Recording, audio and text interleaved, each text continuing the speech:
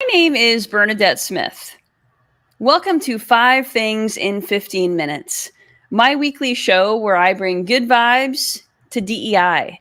That is good vibes to diversity, equity, and inclusion with a little dash of corporate social responsibility.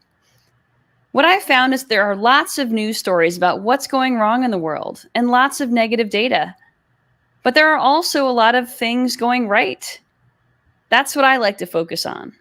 I search for DEI stories that we can be inspired by and learn from. My hope is to inspire you to experiment with some of these inclusive actions and policies within your own organization to help you build a more inclusive world.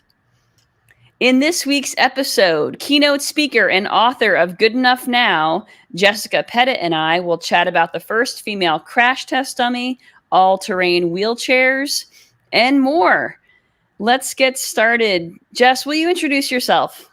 Sure. Thank you so much for having me. And my name's Jess, and I do DEI work primarily using comedy and current events as the equalizer so that we can have more uncomfortable conversations that we can get comfortable with. I love it. I love your approach, and I think you have awesome energy. And thank you for being a guest on the show. Sure. So today's newsletter, today's focus was really about Remembrance, and the newsletter came out right before Transgender Day of Remembrance at the end of Transgender Awareness Week. Patty Flynn, who works with us, was the guest writer. She herself is a trans woman, and she was sharing about some of the ways that we remember folks who are no longer with us because they are victims of violence. And, here at Equality Institute, yes, we like to focus on the good vibes, but we also want to remember that sometimes things are really hard. And this newsletter came out right before the shooting at Club Q in Colorado Springs. But Jess, when we were prepping for this, you reminded me that there was a good vibe that came out of that club shooting. You want to share? Well, sure. And I would actually add even a second one. So that night, I live in a very small rural town, and we had over 280 people come out that night for a memorial, which is like the biggest turnout we've ever had. And it was a beautiful, very celebratory kind of experience. And I appreciate that the Equality Institute focuses on the positive. When we were prepping for the show, the best thing I've seen that has come out of the Club Q attack or hate crime is that the chief of police of Colorado Springs actually said that he's going to use the names and the pronouns of the people at the time of death that they used, which my understanding, I think this is the first time a chief of police has done that in a press conference, but let alone in Colorado Springs, a very conservative part of Colorado, very, very, very conservative part of Colorado. It was just stunning, and it was really a wonderful thing to see. And I think that it'll set a precedent for other forms of media, even though like APA and all these other ones are supposed to be using preferred pronouns, they don't often. And I hope it really elevates that expectation of using the name and pronouns that people use at the time of death, at the time of life. So that's the win. Absolutely. It is a great reminder. It's a great way of demonstrating allyship. And I think it's a great when someone who's in that type of position of authority and leadership within a community, especially one that is historically conservative, when that person takes a stand like that, it can be really powerful for other folks who are witnessing it, especially people who might not get it. Yet here is someone who's using their power, his power, for good, and I think that sort of shows people how to use their power for good, and that it can be as simple as committing to treating people with dignity. Mm-hmm. Absolutely. All right, so let's move into today's first story, which some of these stories just truly have to fall into the category of finally. This first one is an example of that. Finally, we have the first female crash test dummy, because prior to now, dummies for women were scaled down version of male dummies, which means that they're about the size of a 12-year-old. And as a result, women are much more likely to die in a car crash and also experience severe injuries. And now there are crash test dummies which more accurately represent the woman's body. Yeah, I mean, I think what is interesting is like, I can't believe this is just happening, and also, is that even enough, right? Like, that I think that it is a fascinating thing to think about. First off, even how, going back to gender, how we gender a test dummy. But when we're taking like the average height, body shape, density, length of leg, torso, where your head placement would be, to then test vehicles for injury or possible casualties, then you need to recognize that there are differently shaped humans that might be inside that car. And historically, obviously, mostly men were driving for a very long time. Women weren't even allowed to drive. Just like, I'm a Gen Xer. So as a kid, didn't have seatbelts. We didn't have car seats. We didn't have helmets. Like, I distinctly remember hanging out of the back of the window of the station wagon. So safety things have changed, and maybe gendering test dummies to fit the more average height, size, weight, etc., fat distribution, etc., for what is typically a woman that might be in a car, obviously is going to help with those kind of injury or casualty numbers. I'm excited that I think that it's also a starting point for differently shaped people. Like, there are very tall people, there are very small people, there are very large people. I also think that there's another story for you to look into for another newsletter, possibly, is that there's a study currently about quadriplegics going to space. One, they literally take up less space. And two, not having to deal with limbs and anti-gravity could actually lead to a much more successful experience in space. But we don't necessarily think about quadriplegics or quadruple amputees being useful in that manner. So I'm excited about the frontier of actually looking at real people, and how some of the things that we look as deficits in one category might actually be positives in other categories. I love that. The flip side of our baggage, of our what holds us back. I love that, looking for the positive there. That's great. I'll have to look up that story. Thank you for sharing. Okay, so next up is the James Webb Space Telescope, which has been taking really spectacular photos of our galaxy and beyond, is now having those images described with alt text. Mm-hmm. So this alt text is allowing folks who are visually impaired to hear the description of those images and therefore envision it themselves. Isn't this awesome? It is amazing. I think it's really exciting to think that such extraordinary images that are so awe-inspiring don't necessarily have to require vision or sight, but can still be connectors of community. The idea of recognizing how infinitesimally small we are is a shared experience that we can all have, whether you can see or not. Absolutely. I love it. All right. Well, the next story is about all-terrain wheelchairs arriving at some U.S. parks. So in Georgia, South Dakota, Minnesota, and Michigan, wheelchair users will be able to use adaptive wheelchairs that they can even go through streams, up hills, rocky terrain. I mean, how much fun is that? Good for them. I love this.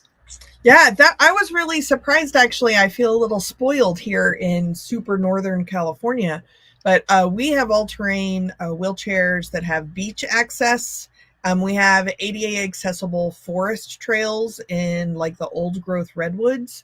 And I kind of just thought that was commonplace, but sometimes you have to remember that like not everybody does what you're doing, right?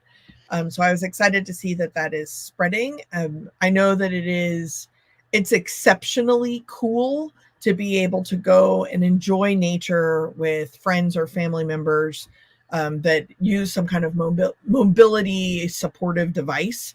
That's really cool. I know that I grew up in Texas originally, and so the first time I ever saw cows on the beach here was just mind-boggling, because I was like, "What are you doing on the beach?"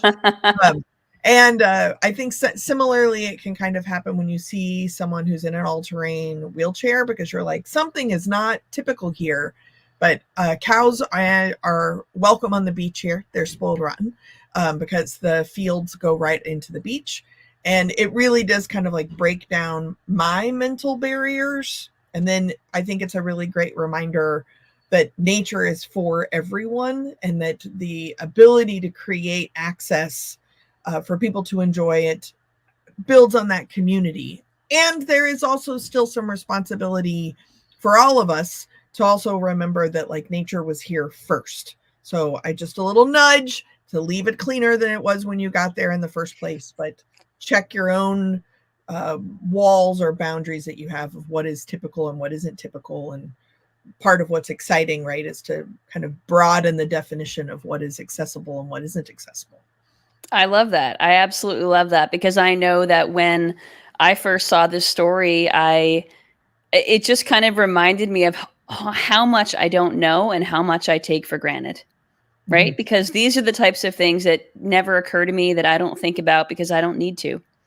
Yeah. Right. And so it just kind of, I mean, creating this newsletter often reminds me, is a good reminder of my privilege. Right.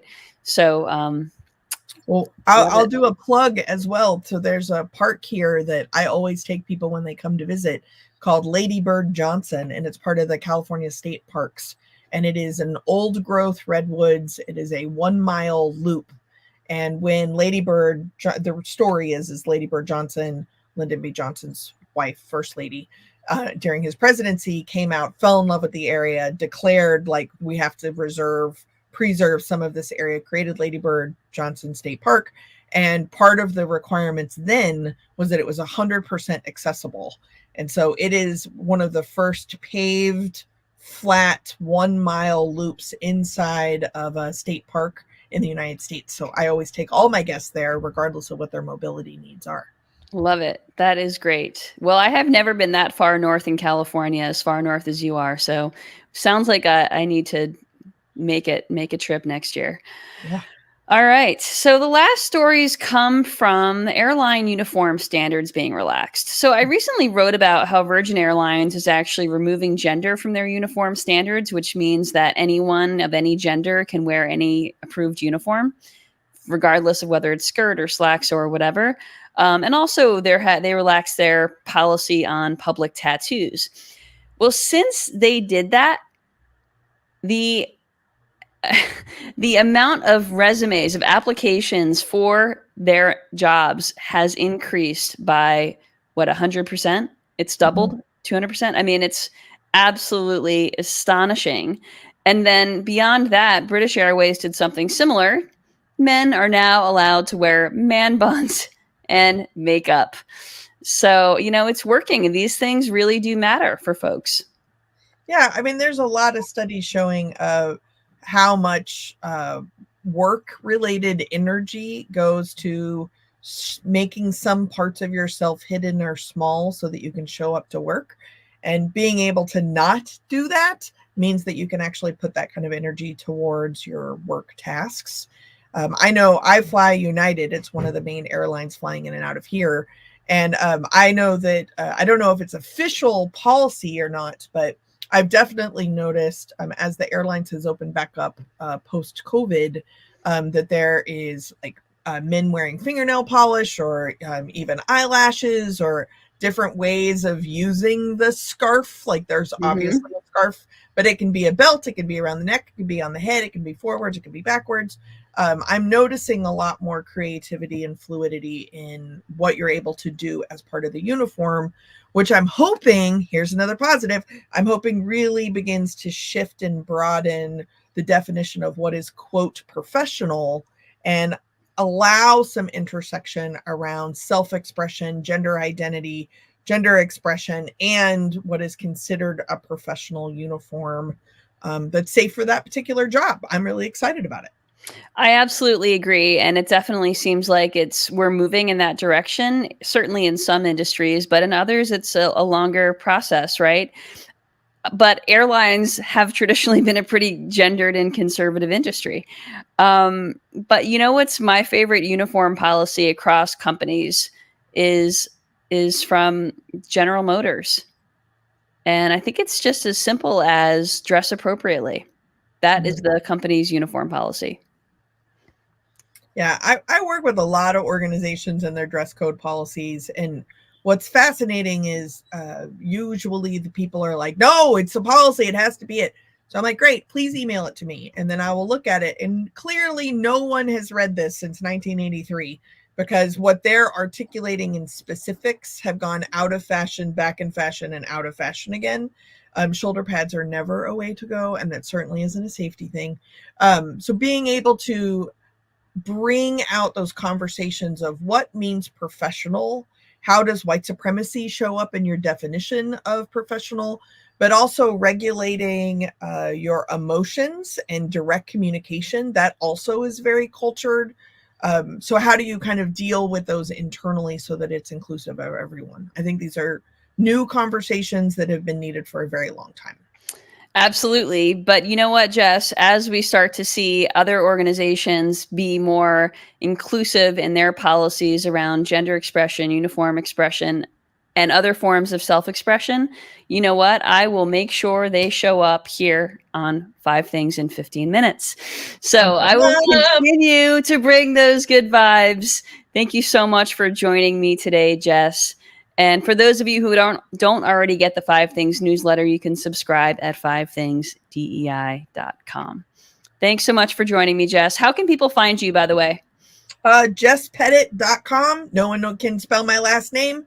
Even 4 letters are the same out of 7. But you can also go to goodenoughnow.com, where doing the best you can with what you got some of the time is better than nothing never. Love it. I love it. All right. Thank you, everyone. Have a great week.